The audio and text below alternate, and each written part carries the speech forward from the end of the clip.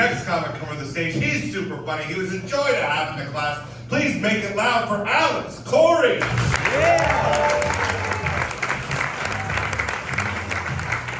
Hey, how's it going, Westside? What a good-looking crowd, huh? You're here. You made it. Give yourself a round of applause. Okay, that's enough. We're on the schedule. My name is Alex Michael Coury. Yes, I have 3 first names.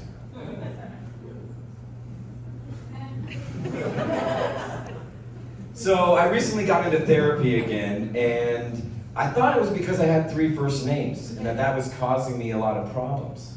But now I realize that I think I have unresolved childhood daddy issues. So my dad was a reserve sheriff, and if you don't know what a reserve sheriff is, it's kind of like a volunteer firefighter that can shoot people, or a minor league cop. So my dad asked me when I was 20 to go on a ride along with him when he was on patrol. And I'm not gonna lie, I was a little nervous because I was like, well, what are you gonna do if you arrest somebody? Am I just gonna be sitting in the back? And I was. He had his partner sitting in the front and I was sitting in the back. So when they got out of the car to arrest somebody, I thought it was gonna be a great idea to act like I was arrested too. You know, this way we were in it together, right? I wasn't just the cop's son in the back seat, some narc, some op. So we made fast friends, Jared and I, when he got in. You know, he's huffing and puffing. And I start talking shit about my dad, you know? And I'm like, man, fuck the police. And like, I sucked on his wife's titties. So, but I kept telling Jared that we were gonna be very good friends when we got to the big house. We were gonna have each other's backs when we got to the big house. Little did he know that my big house was different than his big house. My big house had 3 bedrooms, 2 baths, and a pool. So when I did get out at the station and I took my hands behind my back and he saw that I was not cuffed, let's just say that I've never made a friend as fast and betrayed their trust like I did that night. So when I was 12, I went on a ski trip with my mom and my 3 older sisters to Whistler, Canada. Anybody know Whistler? Yeah, there we go. One of the biggest mountain in North America. So I thought it'd be great to challenge myself at 12 to the point of a near-death experience. So I ended up skiing down the backside of Whistler. Yeah, and it took me about an hour and a half to get down. I saw my resort just receding into the distance. You know, I just saw light flashing before my eyes. I finally skied onto a parking lot, just banging door to door looking for help, and I found this most wonderful French-Canadian woman. Oh, I am so sorry, little boy, where is your family? Are you lost? Can I help you? Yes, please, I'm so scared, I don't know where my family is. Don't worry, I will take you to them. And we drove 2 hours. Honestly, she was the nicest person with a French accent that I have ever met. So we drove 2 hours back to the resort, and when my mom saw me, her and this French-Canadian woman, they cried, they hugged. It was a real beautiful moment. Meanwhile, my sisters were busy planning my funeral. I mean, like, if I was stuck up on that freezing cold mountain, they gave up on me pretty quick. Like, fuck, give me at least like a night before you presume me dead. What is it about little brothers, or like little sisters, little siblings in general, like 8 to 12, where their older siblings are like, I don't care if they live or die. I mean, they don't really want them dead, right? But I mean, they could take or leave them. I mean, even one of the greatest Christmas movies of all time had this premise, Home Alone.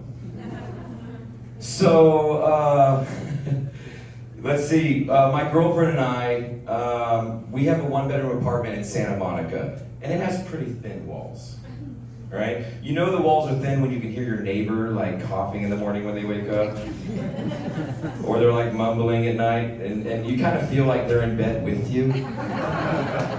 I feel like we're being forced into an open relationship. I mean, the other night my girl and I started having sex at the same time that our neighbors were having sex. And I'm not gonna lie, I tapped out. You know, I was a little tired, I tapped out at a gentleman's 5. But our better halves across the wall were going on for hours into the night, like 4:30 in the morning, just loud, animalistic European sounds.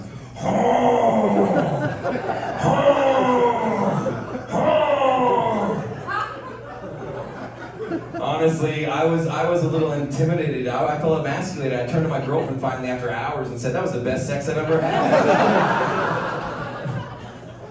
So, yeah, I don't know if you guys have ever tried to take advice, but it completely backfires. That ever happened to anybody? So I tried to take my dad's advice. I wanted to run a 15K years ago, and my dad was a great runner. So he told me, since I didn't do a lot of training, that I should run some and walk some. So when I signed up online, I saw race walk. And I was like, oh, that's what I'm doing. I'm running some and I'm walking some. So I signed up for the race walk. Now I know that race walk is actually speed walking. But before I knew that it was speed walking, I crushed the second place person by about 25 minutes. I had a first place trophy, and my name was in the paper. I was seriously expecting like the news team to come up and like interview me and have no idea what race walking was. Like, oh my gosh, that was amazing. Did I win? It didn't even seem like they were running.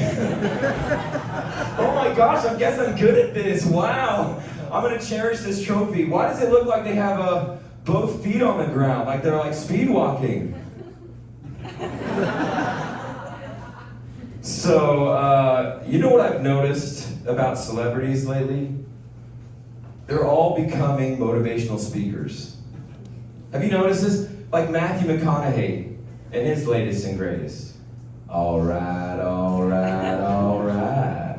Welcome to my new online self-help seminar, where we work on the Y-O-U, that's right. Or like Mark Wahlberg, right? He's like always out of breath. For his online like motivational stuff. He's like, yeah, be a part of the 4 a.m. workout club, that's right. Hey, drink a lot of protein, wear municipal, stay prayed up, say hello to your mother for me.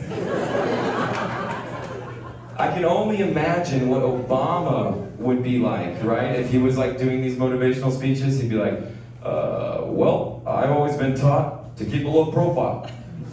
So I'm gonna stay low, while everybody else is high as a kite.